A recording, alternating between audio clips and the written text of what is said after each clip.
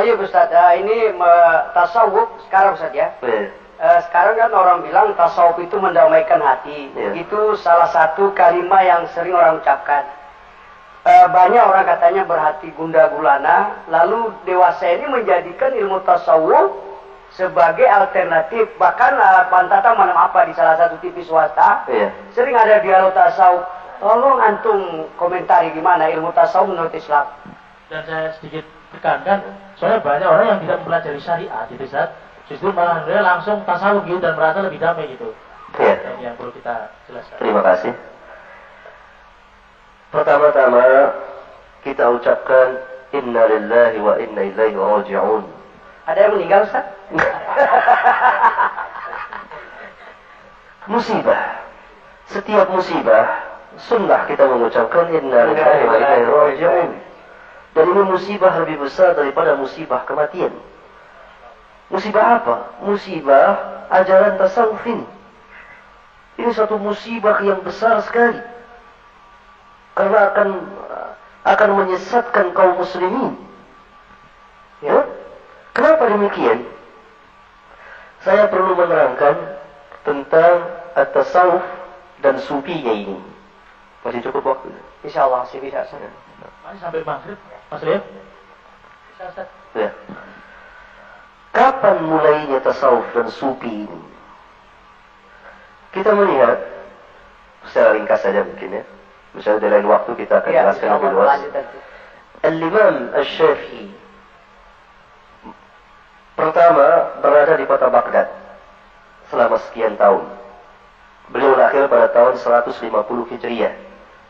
Imam Syafi'i, bukan Imam Syafi'i, 450 Hijriah. Ya. Al-Imam Syafi'i lahir pada tahun 150 Hijriah bertepatan dengan wafatnya Al-Imam Abu Hanifah. Oleh karena itu Al-Imam Syafi'i tidak pernah berjumpa dengan Al-Imam Abu Hanifah. Ini ada cerita yang aneh dan ganjil sekali. Katanya kalau Al-Imam Syafi'i ke tempat Abu Hanifah dia tidak kunut. Begitu. Lantaran Abu Hanifah tidak kunut. Ini kapan pernah bertemu Al-Imam Syafi'i? Ada yang begitu. Ini penyimpangan sejarah. Karena apa? Karena Imam Abu Hanifah meninggal, Imam Syafi'i baru lahir. Bagaimana bisa bertemu? Iya. Gitu. Ini orang-orang yang ingin Imam Syafi'i itu adalah guru saya menghormati guru, akhirnya saya tidak kunut begitu. Nah itu saya kira ini orang ya ta'assub madhabiyah. Ta'assub madhabiyah untuk mempertahankan kunut yang memang dalilnya ini lemah. Seharusnya kita insaf membahas itu dengan dalil. Boleh berselisih. Fa in tanaza'tum fi syai'in farudduhu ila Allah war Rasul. Sedangkan dalil-dalil tentang kunut subuh terus-menerus tidak syak lagi dhaifun menurut undang-undang ilmiah ahlul hadis. Tetapi kaum saudara-saudara kita yang ta'assub madhabiyah ini senantiasa mempertahankan sampai nampak kebodohan seperti ini. Imam Syafi'i berjumpa dengan Imam Abu Hanifah. Orang akan tertawa. Dan lebih tertawa lagi bagaimana nanti kalau orang ini bikin malu kaum muslimin di negeri kita ini. Alangkah bodohnya orang Indonesia ini. Masya Allah. Kita sampai arti bahasa pun tidak tahu. Idul Fitri itu sering kita terjemahkan kembali kepada fitrah. Padahal ini artinya salah. Bukan kembali kepada fitrah. Tapi Idul Fitri kembali kita berbuka selama sebulan puasa. Begitu. Ini yang berbicara tokoh-tokoh agama. Kita kali ya, lanjutkan. Tarik. Ya. Nah, pada tahun 199 Hijriah, Imam Syafi'i berangkat meninggalkan kota Baghdad untuk menuju kota Mesir. Ketika akan berangkat menuju Baghdad, beliau berkata, "Aku tinggalkan kota Baghdad, di sini terdapat kaum zindiq." Setelah diselidiki apa yang dimaksud dengan kaum zindiq, tidak lain melainkan orang yang berzikir sambil bernyanyi-nyanyi. Jadi memuji-muji Allah. Sekarang banyak ini. Orang banyak nyanyi-nyanyi dan lain-lain dan sebagainya. Gitu. Ya kan? Karena ittifaq para ulama, musik ini haram. Mudah-mudahan setelah ini daftar tidak ada musik lagi. Insyaallah ta'ala. Gitu. Nah, karena ada kesepakatan para ulama. Kesepakatan para ulama. Imam Syafi'i mengatakan ini yang biasa zikir-zikir Allah Akbar, Allah sambil nyanyi. Sekarang ini lain. Ini Imam Syafi'i katakan zindiqa. Inilah awal orang-orang tasawuf kaum sufi itu. Mereka berzikir-zikir itu sambil goleng-goleng kepala, sambil nyanyi-nyanyi. Imam Syafi'i katakan zindiqa. Bagaimana kalau Imam Syafi'i hidup pada zaman kita sekarang ini? Di mana-mana lihat orang, Allahu Akbar, melakukan Al-Quran, bernyanyi sambil berzikir, zikir dibuat nyanyian. Itu. Yang kasih zindiq kata Imam Syafi'i. Di lain waktu Imam Syafi'i mengatakan, ini dari sini kita mengetahui tarikh sejarah tasawuf itu mulai ada pada akhir abad kedua Hijriah. Tetapi mereka masih sembunyi-sembunyi. Pertama. Yang kedua, siapa yang memulai tasawuf ini adalah kaum zindiqah. Orang-orang yang di luar Islam masuk dalam Islam untuk menghancurkan Islam dari dalam. Kemudian kaum muslimin akhirnya terpengaruh dengan ajaran ini. Ya. Gitu. Ciri-ciri kaum zindiq adalah mempermainkan agama Allah ini. Karena tidak ada yang berzikir sambil nyanyi kecuali orang zindiq. Begitu. Di lain waktu Imam Syafi'i mengatakan setelah masyhurnya setelah pindahnya Imam Syafi'i ke Baghdad, ke Mesir, beliau mengatakan kalau seseorang itu belajar tasawuf di waktu pagi, maka di waktu zuhur dia telah ahmaq, telah menjadi manusia yang paling bunguk, paling bodoh. Baru belajar tasawuf dari pagi sampai zuhur saja sudah menjadi manusia yang paling bodoh. Bagaimana 24 jam belajar tasawuf? Bagaimana yang bertahun-tahun belajar? Ini kata Imam Syafi'i. Tetapi orang-orang kita, kaum kita, saudara-saudara kita, mudah-mudahan Allah maafkan dosa-dosa kita dan dosa-dosa saudara kita, itu yang senantiasa menyandarkan kita bermazhab Syafi'i, tidak pernah mengenal perkataan Imam Syafi'i tentang tasawuf ini.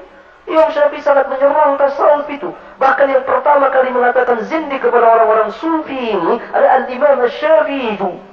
Bisa antum dapati perkataan beliau ini di kitab Talbisul Iblis. Talbis Iblis yang dikarang oleh Al-Imam Ibnul Jauzi. Bukan Ibnul Qayyim, ada salah paham. Ibnul Qayyim Az-Zawjiyah. Az-Zawjiyah. Sedangkan Al-Imam Ibnul Jauzi, Al-Jauzi, itu Talbis Iblis. Penyamaran iblis dibongkar habis-habisan, diturunkan perkataan Al-Imam Asy-Syafi'i. Oleh karena itu ulama kita mengatakan sufi ini dinus sufi, agamanya orang sufi, bukan dinul Islam, karena dia dakhil, masuk dalam ajaran Islam, bukan dari Islam sama sekali. Di antara ajarannya adalah i'tiqadnya itu bermacam-macam. Maka pada akhir abad ketiga Hijriyah itu mulai kalau ajaran tasawuf ini terang-terangan, dia berani terang-terangan, maka tampillah salah seorang guru mereka yang bernama Al-Hallaj. Ya, Al-Hallaj yang menyatakan wahdatul wujud, kesatuan wujud dengan Allah. Iya. Segala sesuatu yang nampak ini segala sesuatu yang nampak ini adalah Allah. Hamba adalah Allah. Lalu bagaimana hamba bisa diperintah oleh Allah? Karena itu tidak terkena taklif lagi. Maka itu di antara ajaran orang sufi itu bisa bebas taklif, beban. Mereka menafsirkan ayat Al-Quran, wa'bud rabbaka hatta yakin. Itu maknanya sembahlah Rabbmu sampai datang keyakinan. Yakin dalam ayat ini diterjemahkan dengan yakin adalah keyakinan yang biasa kita kenal, ma'rifah. Ya, jadi kalau sudah yakin kepada Allah, tidak perlu ibadah lagi, tidak perlu sholat lagi, tidak perlu menahan diri dari yang haram, berzina, minum khamr, main judi dan lain sebagainya.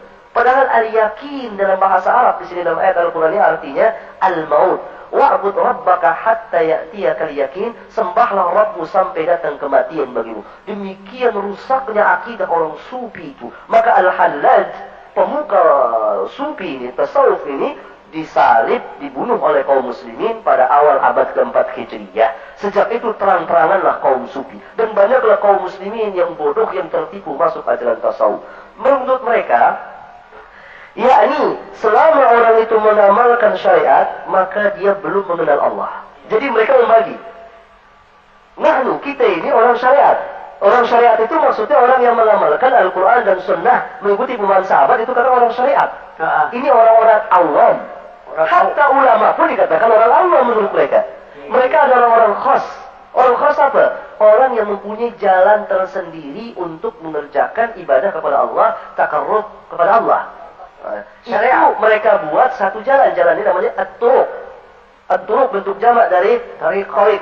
Ya, tariq jalan. Orang kita memanggil tarekat. Dan itu punya jalan bagaimana cara beribadah, bagaimana cara sholat, bagaimana cara zikir.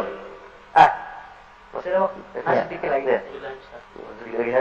Contohnya salah satunya adalah tentang zikir. Mereka punya jalan. Orang-orang syariat berzikir dengan mengucapkan la ilaha illallah.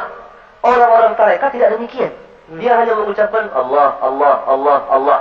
Nabi tidak pernah mengajarkan zikir dengan nama Allah, Allah, Allah. Tidak syak lagi tentang bid'ahnya. Bahkan Allah, Allah saja belum begitu tinggi. Yang lebih tinggi lagi dengan huwa, huwa, huwa, huwa, huwa, huwa. Lama-lama hu. Ini yang tertinggi. Dia itu siapa? Ah, ini zikir-zikir yang bid'ah seperti ini. Dan masih banyak lagi kerancuan dari ajaran sufi. Maka itu sangat musibah sekali. Nah, tadi dikatakan ajaran sufi itu memberikan keterangan. Begini. Tidak setiap yang memberikan ketenangan itu benar. Ada pengalaman saya. Saya pernah berjumpa dengan seseorang pemuda. Dan dia tadinya Islam masuk ke ajaran kufur. Yaitu ajaran Ahmadiyah Al-Qadiani. Yang meyakini ada Nabi lagi. Sudah Rasulullah. Mirza Ghulam Ahmad Al-Kadzab. Ketika saya tanya, kenapa saudara masuk ke Ahmadiyah Al-Qadiani? Begini Ustaz. Sewaktu dalam Islam Ahlus Sunnah ya.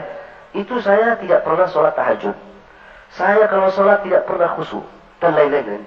Begitu saya masuk ke dalam Ahmadiyah Al-Qadiani, ibadah saya semakin tambah. Saya semakin khusyuk. Saya katakan, ini tipuan dari syaitan. Karena syaitan dalam menggoda manusia pun membuat khusyuk kepada manusia kepada selain Allah. Tidakkah kita saksikan bagaimana orang-orang yang bodoh itu menyembah patung-patung yang mereka buat dengan tangan-tangan mereka, alangkah khusyuknya mereka. Bahkan melebihi kita khusyuknya itu. Karena syaitan pun bisa menyulap seseorang menjadi khusyuk. Salah satu ajaran syaitan adalah ajaran at-tasawufin.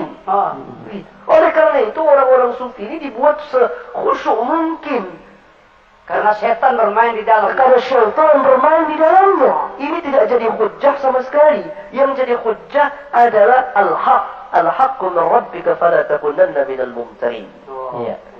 Bagus Ustaz. Menarik sekali. Habis. Jadi Ustaz, insyaAllah lain kali kita bertemu kembali. Iya.